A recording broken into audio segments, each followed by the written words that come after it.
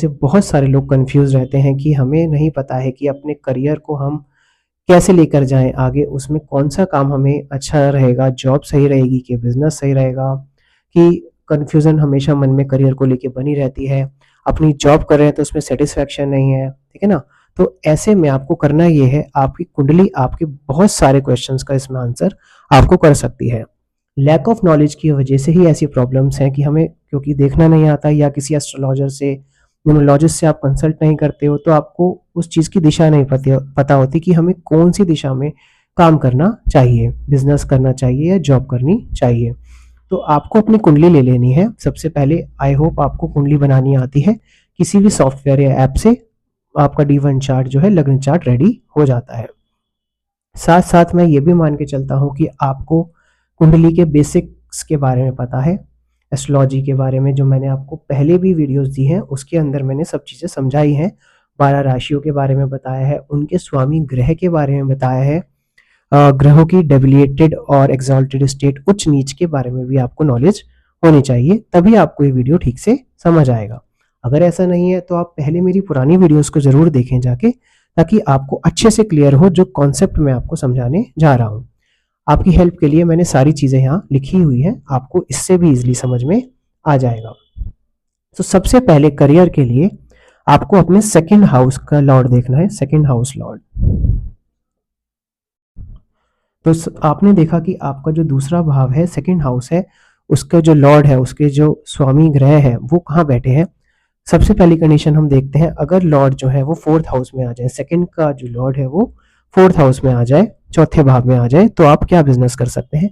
ऐसे केस में आपको कंस्ट्रक्शन और बिल्डिंग से रिलेटेड के बिजनेस में बहुत ज़्यादा सक्सेस मिल सकती है।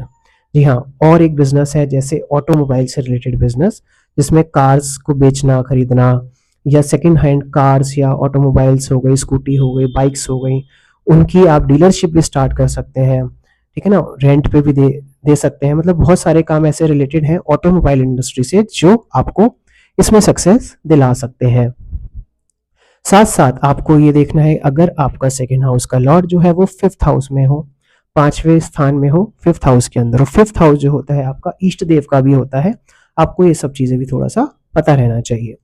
इस केस के अंदर आप कोई भी बच्चों से रिलेटेड, जो भी चिल्ड्रन, बच्चों से रिलेटेड काम होते हैं, जैसे कि बच्चों को कोई छोटा स्कूल आप खोल सकते हैं, एक क्रैश आप खोल सकते हैं जिसमें आपको बच्चों को केयर देनी होती है। साथ साथ कोई ऐसा बिजनेस जैसे स्टेशनरी से रिलेटेड कोई भी काम, बिकॉज यहाँ पे बच्चों से रिलेटेड काम हो गया, जहाँ पे आपको पेन, पेंसिल, रबड़ और बैग्स वगैरह की डीलरशिप आप ले सकते हैं, बैग बना सकते हैं आप। बच्चों से रिलेटेड कोई भी ऐसा काम जो है ना, बहुत सारे ऐसे वर्क हैं जो आप इसके अंदर कर सकते हैं, जो छोटे बच्चों से भी रिलेटेड होने चाहिए। और अगर आपका सेकंड हाउस का जो लॉर्ड है सेवेंथ हाउस में आ जाए, सेवेंथ हाउस में आने पे एक चीज आप और नोट करना कि आपको एक चीज का ध्यान रखना है, अगर आप बिजनेस की तरफ जा रहे हैं, आपको बिजनेस करना है, तो आपको ये चीज देखनी है, आपके जो बुध देव हैं, जो बुध देव है वो आपकी कुंडली के अंदर डेबिलिएटेड ना हो, नीच के ना हो कि बैठे हो, और रेट्रोग्रेड ना हो, वक्री ना हो। ये दोनों कंडीशन भी आपको बिजनेस के लिए देखनी बहुत जरूरी रहती है।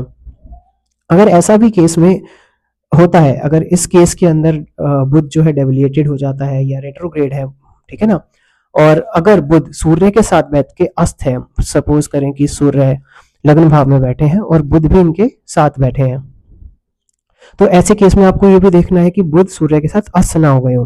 तो इन कंडीशंस के अंदर सबसे पहले आपको डायरेक्ट बिजनेस की तरफ नहीं जाना है।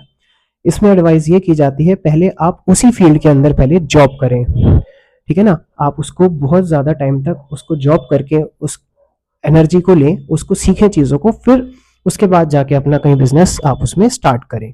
तो कुछ कुछ कंडीशंस आपको हमेशा ध्यान रखनी होती हैं। सेवेंथ हाउस में बात करें, सेकेंड हाउस का लॉर्ड अगर सेवेंथ हाउस में आ जाए, तो आप पार्टनरशिप से रिलेटेड, जिसमें LLP आप कोई बना सकते हैं, जैसे पार्टनरशिप कंपनी, पार्टनरशिप फर्म आप किसी के साथ बना सकते हैं। मैं आपको एक एग्जांपल देता हूँ इससे रिलेटेड। हमारी एक क्लाइंट है जिनके कुंडली में ऐसा कुछ योग था, और मैंने इसी बेसिस पे एक प्रिडिक्शन उनको की थी कि आप किसी के साथ मिलकर एक वेडिंग से रिलेटेड काम करो, मैट्रिमोनियल से रिलेटेड। तो उन्होंने अपने एक स्कूल फ्रेंड के साथ ही मिलकर एक मैट्रिमोनियल ऐप और साइट बनाई, और वो स्पेशली वर्क करती है जो डाइवोर्स पर्सन होते हैं उनको मैच मेकिंग करवाती है। तो विद इन 2 एंड 2.5 ईयर, 2 या 2.5 साल के अंदर उनकी बहुत अच्छी प्रोग्रेस इसमें देखी गई। ठीक है ना? तो ये चीज़ें काम करती हैं, लेकिन आप उसको प्रॉपर अगर देख सकें और आप उसमें हार्डवर्क पूरा अपना दे सकें तो आपको बहुत अच्छे रिजल्ट्स इन सब चीज़ों में मिल सकते हैं।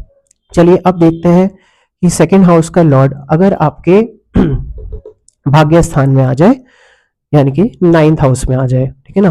तो 9th हाउस में अगर आता है तो आप ट्रैवल से रिलेटेड कोई काम स्टार्ट कर सकते हैं जिसमें ट्रैवल होती है, जैसे कि ट्रैवल एजेंसी।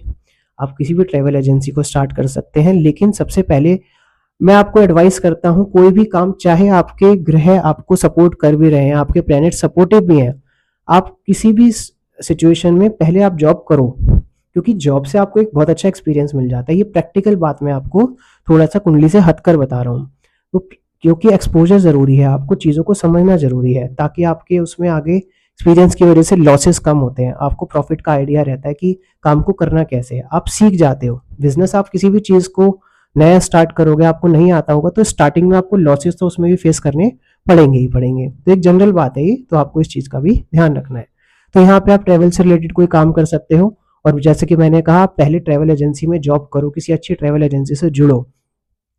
और मैं आपको बताता हूँ, जैसे मैंने भी अपने लाइफ में फॉरेन लैंग्वेजेस सीखी, जैसे मैंने स्पेनिश लैंग्वेज सीखी, मैंने उसकी टीचिंग भी करी, और मैंने ट्रैवल में भी उसका बहुत यूज़ किया, ट्रैवल एक कंपनी में जॉब भी किया मैंने।